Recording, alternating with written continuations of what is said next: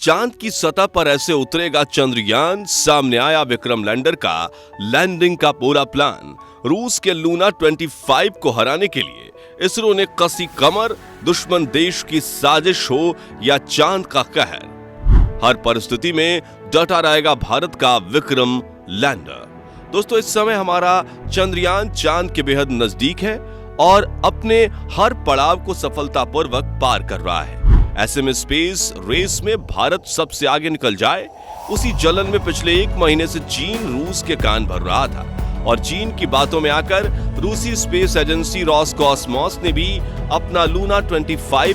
को चंद्रयान 3 के साथ कंपटीशन में उतार दिया है, जिसे लॉन्च करने के साथ ही पुतिन को यह उम्मीद थी कि भारत रूस से डर जाएगा और हड़बड़ाहट में अपने मिशन को फेल कर देगा। लेकिन भारत को रूस के इस मून मिशन से बिल्कुल भी फर्क नहीं पड़ा और इसरो के मिशन ऑपरेशन कॉम्प्लेक्स में बैठे वैज्ञानिक बड़ी ही सूझबूझ से विक्रम लैंडर को चांद की सतह पर लैंड करवाने की प्लानिंग में लगे हुए हैं, जिसका फुल प्रूफ प्लान रिवील हो चुका है। तो 23 अगस्त के दिन किस तरह से दिया जाएगा चंद्रयान 3 की लैंडिंग को अंजाम और कैसे रखेगा विक्रम लैंडर चांद पर अपना पहला कदम, बताएंगे आपको, तो पूरा वीडियो जरूर देखिए। दोस्तों, 14 जुलाई 2023 के दिन करोड़ों भारतीयों के सपने साथ लिए चंद्रयान 3 ने भारत से चांद तक जाने के लंबे सफर की शुरुआत की थी और 37 दिन की कड़ी तपस्या के बाद चंद्रयान 3 चंद्रमा की सतह के बेहद करीब पहुंच चुका है, जिसके लिए इसने मिशन के 10 से भी ज्यादा मुश्किल चरणों को करीब 30 लाख किलोमीटर का सफर तय किया है। लेकिन अब मिशन का आखिरी और सबसे मुश्किल पड़ाव यानी सॉफ्ट लैंडिंग बाकी है और आज से तकरीबन 4 साल पहले चंद्रयान 2 मिशन भी इसी पड़ाव में असफल साबित हुआ था। इसलिए इस पड़ाव में सफलता हासिल करने के लिए इसरो के वैज्ञानिकों की एक टीम पिछले 4 सालों से लैंडिंग प्रोसेस पर दिन रात रिसर्च और प्लानिंग कर रही है और बड़ी खबर यह है कि इसरो का ये full proof landing plan reveal हो चुका है, जिसे देखकर रूस छोड़िए चीन और नासा का भी मुंह खुला का खुला रह गया है। हालांकि इसरो ने भले ही काफी सटीक प्लान बनाया हो, लेकिन किसी भी लैंडिंग मिशन में आखिरी के 15 मिनट काफी कठिन होते हैं और इसरो के प्रमुख इसे आतंक के 15 मिनट भी कह चुके हैं, क्योंकि यही समय तय करेगा कि चंद्रयान 3 मिशन सफल होगा या फेल। दरअसल चंद्रयान 3 चांद की फास्ट साइड पर उतरने वाला है। चांद के उस इलाके की दूरी काफी ज्यादा होने की वजह से कई बार ग्राउंड टीम और यान के बीच का कनेक्शन कमजोर हो जाता है और कम्युनिकेशन टूट जाता है। ऐसे में यान के अंदर फिट किए गए ऑनबोर्ड कंप्यूटर को ही लैंडिंग की सभी प्रोसेस को देखना होता है। दोस्तों, आखिरी के इन 15 मिनटों में लैंडर को अपने इंजन को सही समय और सही ऊंचाई पर फायर करना होता है। सही समय आने पर अपनी पोजीशन को हॉरिजॉन्टल से वर्टिकल करना होता है। सही मात्रा में ईंधन का उपयोग करना होता है। चंद्रमा की सतह पर सटीक स्कैन करना होता है। साथ ही चांद पर गिर रहे उल्कापिंडों पर भी नजर बनाए रखनी होती है और ये सभी प्रोसेस लैंडर में लगे ऑनबोर्ड कंप्यूटर को करनी होती है और पृथ्वी पर बैठे वैज्ञानिक मिशन का पूरी तरह से मार्गदर्शन नहीं कर सकते। इसलिए एक छोटी सी गलती भी पूरे मिशन को खराब कर सकती है। इसी वजह से चंद्रयान 2 इन्हीं आखिरी 15 मिनटों में क्रैश हो गया था। लेकिन चंद्रयान 3 के विक्रम लैंडर के साथ ऐसा ना हो, इसलिए इसमें कई बदलाव किए गए और लैंडिंग का भी फुल प्रूफ प्लान बनाया गया है। तो आइए डालते हैं चंद्रयान 3 के लैंडिंग प्लान पर एक नजर। साथियों, 16 अगस्त के दिन इसरो के वैज्ञानिकों ने चंद्रयान 3 के इंटीग्रेटेड मॉड्यूल को चंदामामा की 153 किलोमीटर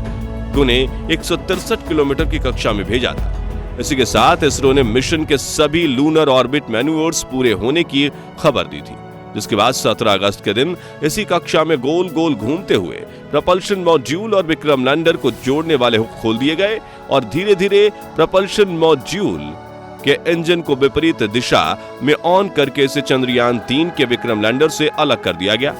यान के इन दोनों महत्वपूर्ण हिस्सों को एक दूसरे से अलग करने की प्रक्रिया काफी ज्यादा कठिन थी, इसलिए इसे परफॉर्म करने के दौरान वैज्ञानिकों की सांस अटकी हुई थी। लेकिन इसरो के बुद्धिमान वैज्ञानिकों ने मिशन के इस चरण को भी पूरा कर लिया और विक्रम लैंडर को लैंडिंग के लिए भेज दिया, जबकि प्रपल्शन मॉड्यूल उसी कक्षा में चक्कर लगाने के लिए छोड़ दिया गया है। अब बात करें इस लैंडिंग प्रोसेस के अगले चरणों की, तो 18 और 20 अगस्त के दिन ही डीऑर्बिटिंग होगी, यानी कि लैंडर मॉड्यूल की कक्षा को कम करके 100 into 30 किलोमीटर्स की कक्षा में धकेल दिया जाएगा। ध्यान से सुनिएगा, इस ऑर्बिट में जाने के बाद लैंडर मॉड्यूल चंद्रमा की सतह से करीब अधिकतम 100 किलोमीटर और न्यूनतम 30 किलोमीटर की दूरी पर होगा। 20 अगस्त के दिन इस ऑर्बिट में प्रवेश करने के बाद लैंडर मॉड्यूल के सभी सेंसर्स ऑन कर दिए जाएंगे, जिनकी मदद से इसके अंदर लगा आर्टिफिशियल इंटेलिजेंस वाला ऑन बोर्ड कंप्यूटर चांद का दौरा करते हुए अपनी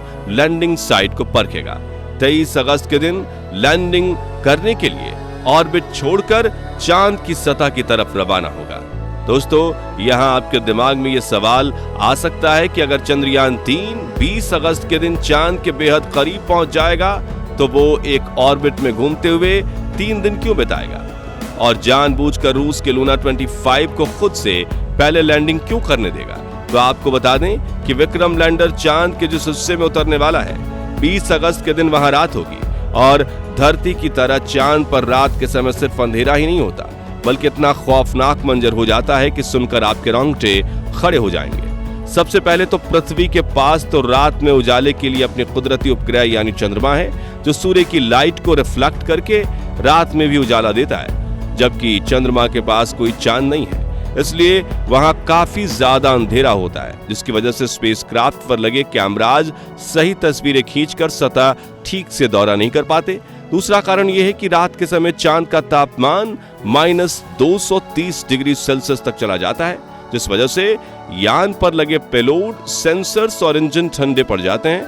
और ऐसे में हो सकता है कि इनमें से कोई पार्ट काम करना ही बंद कर दे और इतना महत्वपूर्ण मिशन फेल हो जाए। इसके अलावा सबसे जरूरी बात यह है कि इसरो ने विक्रम लैंडर को रात में काम करने के लिए डिजाइन नहीं किया है, इसलिए अगले 3 दिन तक विक्रम लैंडर सुबह होने का इंतजार करेगा। दरअसल 23 अगस्त के दिन चांद पर पहली सुबह होने वाली है, जो कि 14 दिनों तक चलेगी। जी हां, चांद पर 14 दिन सुबह और 14 दिन रात रहती है, इसलिए इसरो ने इसे 20 नहीं बल्कि 23 अगस्त के दिन लैंड करवाने का प्लान बनाया है, और इस दिन शाम के करीब 5:30 बजे सॉफ्ट लैंडिंग की प्रक्रिया शुरू होगी, जिसमें सबसे पहले तो लैंडर अपनी कक्षा की सबसे न्यूनतम ऊंचाई यानी 30 किलोमीटर एल्टीट्यूड पर पहुंचेगा। पहला चरण एल्टीट्यूड 30 किलोमीटर। इस ऊंचाई पर आने के बाद विक्रम लैंडर के दोनों थ्रस्टर्स ऑन होंगे, और अगर ये काम नहीं कर पाते तो भी डरने की बात नहीं है, क्योंकि इसमें 2 एक्स्ट्रा थ्रस्टर्स इंजन भी लगाए गए हैं, और ये दोनों थ्रस्टर इंजन सतह से विपरीत दिशा में फोर्स लगाकर इसकी रफ्तार को हजारों किलोमीटर से कम करके सिर्फ कुछ किलोमीटर प्रति घंटा तक ले आएंगे, और करीब 10 मिनट तक चलने वाले इस चरण को रफ ब्रेकिंग फेज कहा जाता है। दूसरा चरण एल्टीट्यूड 5 किलोमीटर। इस चरण में विक्रम लैंडर पर लगा ऑन बोर्ड कैमरा अपने सभी सेंसर्स को ऑन कर देगा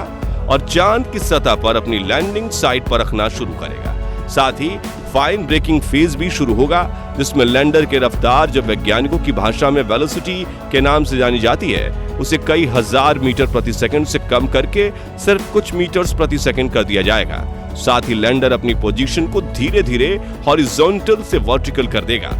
तीसरा चरण एल्टीट्यूड 100 मीटर। लैंडिंग प्रोसेस के इस फेज में विक्रम लैंडर अपने लगे लेजर डॉपलर वेलोसिटी मीटर और लैंडर हॉरिजॉन्टल वेलोसिटी कैमरा की मदद से लैंडिंग साइट पर मौजूद क्रैटर और ऊंची चट्टानों को डिटेक्ट करेगा, ताकि क्रैश लैंडिंग से बचा जा सके और सही लैंडिंग स्पॉट चुना जा सके। साथ ही लैंडर पर लगा